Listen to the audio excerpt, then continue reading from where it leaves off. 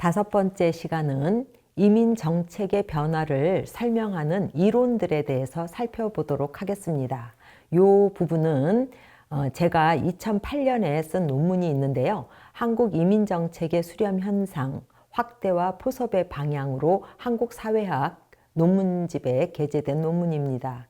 2004년 이후 한국의 정책 변화, 특히 고용 허가제의 도입이라든지 2007년 이후에 일원화되었다라든지 이런 정책 변화에 아주 고무되어 쓴 논문입니다. 이민 정책이 어떻게 수립되고 어떻게 변하는지를 설명하는 이론들이 있는데요. 기본적으로 두 개의 이론 틀에서 이것을 설명하고 있습니다. 하나는 정치 경제학이고요. 다른 하나는 신제도주의입니다. 그래서 이제 기본적으로 이 두 이론의 공통점은 이민 정책은 결국 개방과 포섭의 방향으로 갈 수밖에 없다. 즉 정책들이 서로 수렴된다라는 겁니다. 지금의 시점에서 이렇게 많은 나라의 이민 정책을 한번 우리가 본다면 저는 진보와 보수 간에 약간의 순환도 있는 것 같아요. 그래서 시대 흐름도 좀 있어요. 우리가 흔히 시대에 따른 어떤 유행 같은 것도 있기는 하지만 그러니까 약간의 진보와 보수 간에 왔다 갔다는 있지만 결국으로는 개방과 포섭의 방향으로 간다라는 거죠. 첫 번째 이론은 정치 경제학인데요. 기원은 마르크스입니다. 칼 마르크스. 여러분들 혹시 칼 마르크스라는 이름을 들어보셨나요? 칼 마르크스 하면 떠오르는 게 무엇이죠? 만약 계급이 떠오른다면 여러분은 칼 마르크스를 잘 아시는 겁니다. 우리가 계급, 클래스 하면 어떤 이미지가 떠오르시나요? 네, 계급 또는 클래스는 양대 계급이에요. 즉 계급이 위의 계급, 아래 계급 두 가지 계급이라는 거죠. 그래서 계급이 떠오르시면 되고요. 그 다음 또 더 떠오르시는 분은 칼 마르크스 하면 유물론이 떠오르실 거예요. 유물론, 그러면 물질주의자 그런 의미가 아니고 물, 즉 thing, 어떤 사물 또는 자리가 즉 계급이 그 사람의 위치가 그 사람의 생각 또는 그 사람의 어떤 사고의 경향, 즉 오리엔테이션에 영향을 미친다는 거죠. 이제 그렇게 해서 여러분이 칼 마르크스가 계급, 유물론 하셨다면 정치 경제학이 강조하는 거는 계급이나 이익 집단 간의 권력 개임이라든지 또는 국가의 정당 제도 또는 선거 제도가 이민 정책에 영향을 미친다라고 주장하는 이론 틀입니다.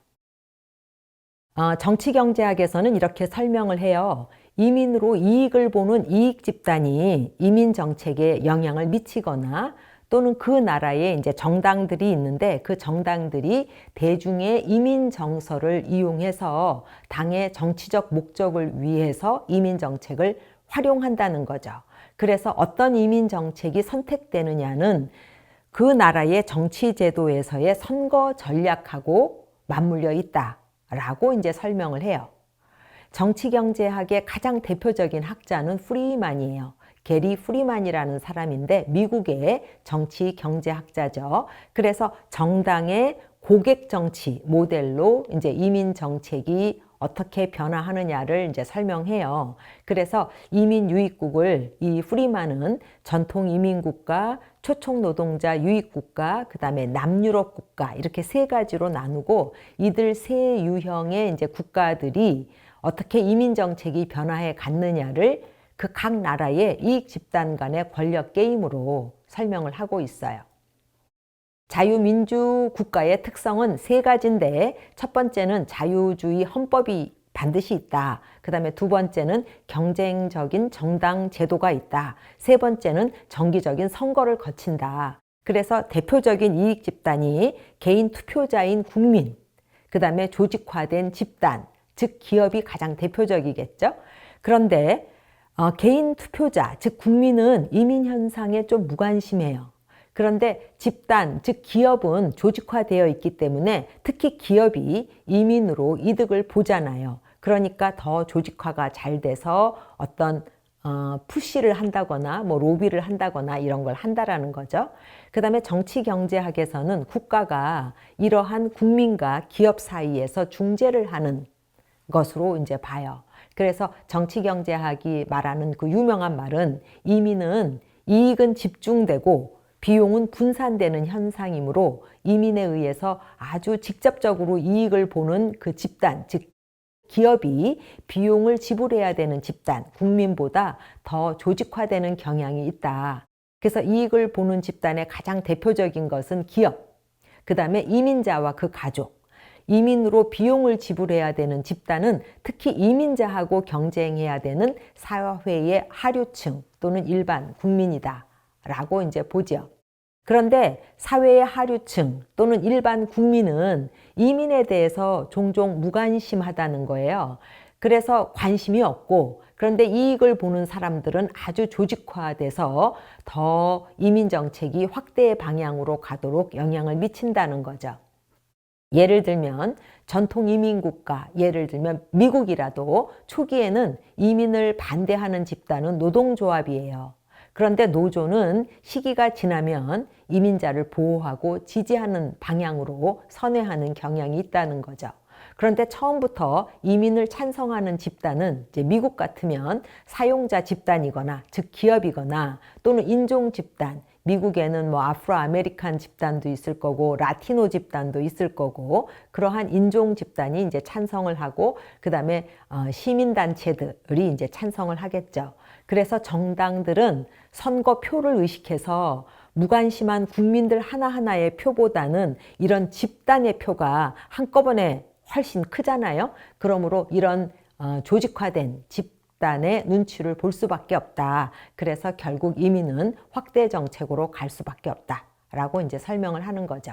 그래서 전통 이민 국가도 고객 정치에 따른 약간의 파동은 있지만 특히 그 유럽에 비해서 미국, 캐나다 등은 반이민 정서가 좀 약해요. 그래서 이민에 대해서 정서가 조금 좋기 때문에 물론 각 나라의 어떤 그 역사적인 특수성에 따라서 미국과 이제 캐나다라 하더라도 다문화주의, 뭐 국가 정체성 또는 시민권 이슈를 어떻게 다룰 거냐 이런 거는 다 달라요. 하지만 자유민주주의 국가이면 인권 문제 등을 우리가 고려하지 않을 수 없기 때문에 통합의 방향 또는 포섭의 방향은 피할 수 없는 선택이다. 이는 자유민주주의 국가의 가치관, 즉 자유평등 인권이라는 가치관 때문이다 라고 이제 설명을 하죠.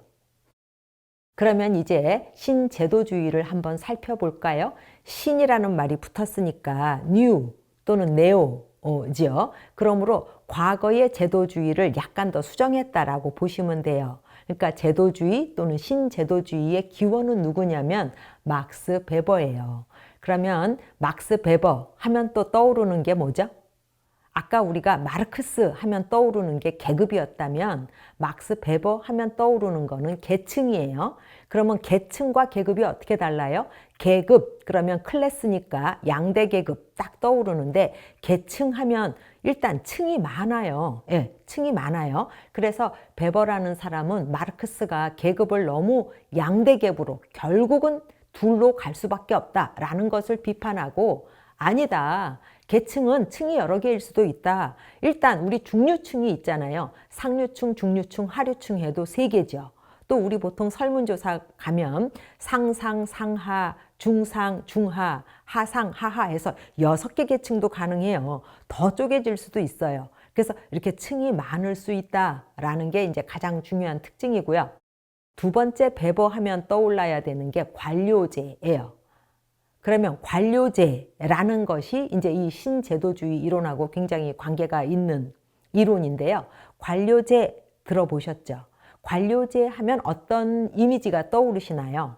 동그라미가 떠오르나요? 아니면 스퀘어? 사각형이 떠오르시나요? 아니면 삼각형이 떠오르나요? 삼각형이 머릿속에 딱 떠오르신다면 여러분은 이미 관료제에 대해서 감이 있는 거예요. 그럼 삼각형이 의미하는 게 뭐죠? 맨 위에 리더층이 있고 중간에 참모들이 있고 맨 밑에 그 일을 열심히 하는 어떤 사람들이 있다라는 거죠. 그럼 삼각형이라는 건 뭐냐면 분업으로 이렇게 층이 나누어져 있다라는 거예요. 그러니까 사람들이 어떤 동그란 조직이 있다면 모두가 이거는 리더가 있는 것도 아니잖아요. 모두가 다 각각의 일을 하는 거예요. 그런데 삼각형이 딱 됐다라는 거는 맨 위에서는 생각만 하고 지시만 하고 중간에는 뭐만 하고 맨 밑에 사람들도 각각 자기가 하는 일만 한다라는 거죠. 그러므로 철저하게 분업이 됐다라는 거예요. 이 일을 나누어서 분업을 하면 그 조그마한 일에 대해서 전문가가 되기 때문에 굉장히 생산성이 높아지잖아요. 예를 들면 예전에 어떤 일을 한 사람이 처음부터 끝까지 다 할 경우에 비해서 10개 정도로 나누어서 분업을 하면 2000배 이상으로 생산성이 높아졌다라는 어떤 연구들도 있죠. 그러므로 이 관료제는 어떤 경향이 생길까요? 점점 분업하는 경향이 생기겠죠. 그러면 삼각형이 점점 높아지겠죠. 그러다 보니까 어떤 일이 생길까요? 어떤 부분에서는 분업이 너무 세세해져서 자기가 맡은 요만한 일밖에 모르고 나머지 일은 전혀 모르는 거예요. 그래서 우리가 어디에 가서 이거 상담하러 왔어요. 그러면 우리 부서 일이 아니에요. 저쪽으로 가세요 하고 돌릴 때 우리가 뭐라고 하죠? 관료제화 됐다라고 얘기하죠. 레드테이프 현상이죠. 그러므로 관료제는 효율성을 위해서 만들어진 것이긴 하지만 너무 비대해지면 관료제화되는 비극이 있다. 이것도 물론 베버가 이미 얘기한 거예요. 예, 이게 바로 관료제예요.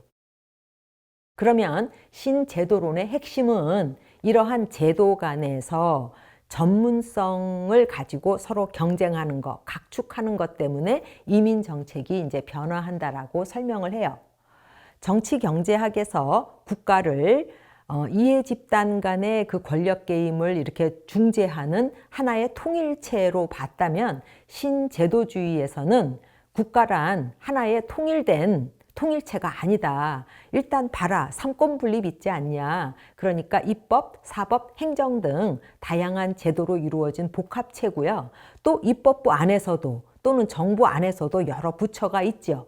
그거 말고 또 요새는 국제 규범도 굉장히 중요해져요. 그래서 적어도 이 세 개의 입법, 사법, 행정 말고 국제 규범까지를 포함한 여러 제도 간의 전문성 각축 이런 거로 인해서 이민 정책이 결정된다라고 주장하는 거죠. 신제도주의의 대표 학자는 많아요. 하지만 우리는 오늘 두 사람만 기억하기로 해요. 첫 번째 사람은 홀리필드라는 사람이고요. 두 번째 사람은 보스웰이라는 사람이에요. 첫 번째 제임스 홀리필드는 미국의 남성 학자예요. 이분은 이제 유명한 말 한 게 굉장히 많은데 이제 첫 번째 유명한 말은 국가의 기능이 시기에 따라서 변해왔는데 예전에는 안전 유지가 최고였다. 그 다음 시기에는 무역과 투자, 즉 경제 기능이 그 다음 굉장히 중요하고 그런데 지금은 이민 관리가 제일 중요하다라고 얘기를 해요. 미국의 학자죠. 그래서 18세기 이전의 국가를 군대 국가, 즉 게리슨 스테이트라고 불렀고요. 18, 19세기의 그 국가는 무역 국가다라고 불렀고 20, 21세기의 국가는 이민 국가다라고 불러요. 이분은 이렇게 이제 국가가 변화하는 것을 잘 보여주는 사례로 독일을 이제 예를 들어요. 그래서 독일에 대한 연구가 굉장히 많은데 특히 독일에 대해서 뭐라 그러냐면 굉장히 오랫동안 독일은 이민국가가 아니다라고 주장해 왔다는 거예요. 그런데 99년에 국적법을 개정해요. 그래서 독일 하면 국적법이 이제 혈통주의로 유명한 나라였거든요. 혈통주의라는 뭐냐면 독일에서 태어났더라도 터키 사람의 아이라면 독일 국적을 받을 수 없는 거예요. 부모의 국적을 따라가는 거예요. 그래서 우리가 혈통주의라고 부르겠죠. 그런데 이제 99년에 개정된 국적법 이후에는 출생지주의를 접목해서 이제 독일에서 태어났을 경우에 어떤 조건이 맞으면 부모가 독일 국적이 아니어도 독일 국적을 받을 수 있게 해요. 그리고 2000년 이후부터는 독일의 이민 정책이 굉장히 빠르게 변화하고 있다. 그래서 이게 이제 국가의 기능이 변해서 그런 거다라고 이제 설명을 해요. 즉, 현대 국가는 경제 논리로는 개방하는 게 이익이에요. 그런데 정치 논리도 있다라는 거죠. 자기네 민족, 국민에 대한 게 있으니까. 그래서 개방이냐 폐쇄냐 사이에서 갈등에 빠지지만 결국은 자유주의 압박에 의해서 확대와 포섭으로 나아갈 수밖에 없다라고 설명하는 거예요. 특히 독일 등 서유럽 국가들은 예전 60년대에 자기네가 썼던 초청 노동자 제도가 그거는 이민자의 정주를 반대했던 정책이잖아요. 그것들이 결국은 그러한 정책들이 인종주의를 야기했다라는 이제 사실을 깨닫고 2000년대 이후에는 다문화 사회로 나아가야 한다. 그래서 과거식의 제도에 머물러 있으면 안 된다라는 것을 잘 느꼈다라는 거죠. 나아가서 이렇게 변하게 된 또 중요한 계기가 뭐냐면 독일 등 서유럽 국가들은 우리보다 먼저 인구 문제가 아주 심각했어요. 그래서 저출산이라든지 인구 감소를 우리보다 이제 먼저 겪었으니까 그러한 저출산과 인구 감소 문제 등으로 향후 특별한 일이 없는 한 서유럽으로 이민은 계속 증가할 거라는 사실을 인식하고 이민은 어느 정도 받아야 되고 그 다음에 들어온 사람들을 잘 통합해야 되고 라는 그런 이민 관리의 중요성을 인식했다라는 거죠. 그래서 이민을 관리한다라는 거는 통제가 아니라는 거예요. 이민자의 권리를 존중한다라는 거죠. 그래서 이들의 권리를 존중하지 않는 것은 국가 스스로의 그 존재 이유가 없어지는 일이다. 그래서 오늘날의 국가는 이민국가다라고 이제 설명을 하는 거죠. 신제도주의 이론에서 두 번째 학자는 크리스티나 보스웰이에요. 네, 이름이 크리스티나 하니까 여성분이시고요. 우리 지금까지 나온 많은 사람들이 다 미국인이었던 거에 비해서 영국인이에요. 이민 쪽에서는 유명한 학자들, 예전에 유명한 학자들은 거의 다 미국 분이에요. 그래서 미국에서 이민 연구가 가장 활발했고요. 최근에 이제 유럽 분들 좀 나오시고, 뭐 호주, 캐나다 분들 좀 있으시고, 또 최근에는 우리 뭐 개도국이라든지 또는 신흥공업국에서도 이민을 연구한 학자들이 활발하게 목소리를 내고 계신다라고 생각하시면 돼요. 어쨌건 이 보스웰이라는 젊은 여성 학자는 홀리필드가 국가의 기능을 경제와 정치 사이에 이제 이분법으로 경제, 정치에 대해서 얘기를 했다면 보스웰은 국가의 기능은 더 많다. 그래서 4개로 나누어요. 안전의 기능, 축적, 공정, 정당성 이렇게 4개로 나누어요. 그래서 이민 정책에 이제 영향을 미치는 요인으로 제도 간의 각축도 중요하지만 특히 정부의 역할이 제일 중요하다라고 얘기하는 사람이에요. 그래서 이제 우리가 홀리필드로 생각한다면 홀리필드는 정부보다는 약간 사법부의 역할을 더 강조할 때도 있었고요. 그 다음에 국제규범의 그런 국제관계 이런 거의 중요성을 더 강조했다면 보스웰 씨는 어쨌건 이민정책을 만드는 제일 직접적인 담당자로서의 정부가 더 중요하다라고 이제 얘기를 해요.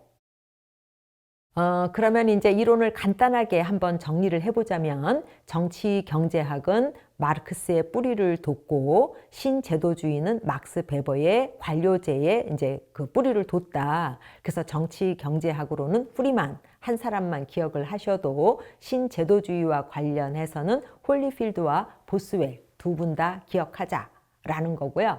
정치 경제학에서는 정치라든지 또는 뭐 선거제도 선거 전략 이런 걸 강조했다면 신제도주의는 그 학파의 이름처럼 제도 간의 어떤 전문성 경쟁 이런 걸로 이제 설명을 한다라고 보시면 되고요.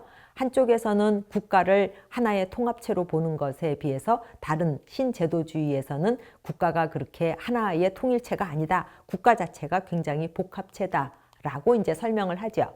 자, 그러면 우리 두 가지 이론을 다 배웠어요. 그러면 두 가지 이론을 다 배우고 나서 정리해 보니까 소감이 어떠하세요? 즉, 각 이론에 더 맞는 국가가 있을까요? 예를 든다면 우리가 미국을 설명한다면 또는 영국이랑 독일을 설명한다면 어떤 이론이 더 맞을 것 같으냐라는 거죠. 약간의 감이 있죠. 예. 어떻게 생각돼요? 전통 이민 국가라면, 즉 미국이라면 정치 경제학이 더 맞아요. 더 설명이 잘 돼요. 왜 그럴까요? 왜 선거라든지 뭐 투표권이라든지 고객 정치라든지 이런 게 더 적용이 잘 될까요? 그런데 독일이라든지 또는 영국은 정치 경제학보다는 신제도주의가 더 설명이 적절해요. 왜 그럴까요? 중요한 차이는 이민자 집단이 투표권이 있느냐 없느냐의 문제예요. 그래서 이민자 집단이 투표권이 있다면 또는 이민자 집단과 비슷한 어떤 커뮤니티가 그 국가 내에 있다면, 예를 들면 지금 미국에서 이민자 중에 가장 중요한 집단은 라티노 이민이거든요. 그러니까 남미로부터 오는 사람들이 굉장히 많은데 그분들도 투표권이 있고, 그 다음에 자국 내에, 미국 내에 라티노 커뮤니티가 굉장히 강해요. 그러니까 어떤 선거 때가 되면 이 라티노 커뮤니티의 눈치를 안 볼 수 없다라는 거죠. 그래서 정치경제학의 설명이 미국을 설명할 때 굉장히 잘 들어맞고요. 그런데 영국이라든지 독일과 같은 초청 이민자 유입 국가는 이민자들이 초청으로 와서 단기로 있다가 가는 사람이니까 투표권이 없잖아요. 그러니까 이 사람들의 투표권을 고려해서 정당이 어쩌고 이러는 일은 조금 적겠죠. 그러니까 어떤 그 나라 안에서의 어떤 제도 간의 각축, 즉 홀리필드가 강조하는 사법권이라든지 또는 국제규범의 영향이 중요하다라든지 또는 영국의 학자 보스웰이 주장하듯이 정부의 어떤 관점이 굉장히 중요하겠지요. 자, 그러면 한국은 어떨까요?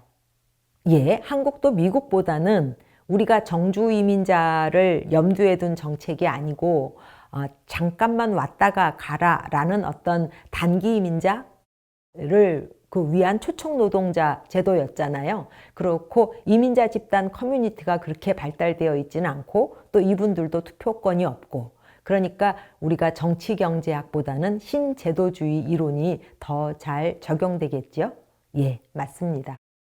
특히 여러분들 나중에 이쪽 문제에 더 관심이 생겨서 제 2008년의 논문을 보면 2004년 이후 한국의 이민정책의 변화는 어떤 이론이 더 잘 설명하느냐, 신제도주의일 뿐만 아니고 당시 참여정부의 그 이민자에 대한 관점이 2004년 이후에 우리나라 이민정책 변화하는데 굉장히 기여를 했다라고 저는 평가했습니다. 관심 있는 분들은 그 논문을 참조하시면 됩니다.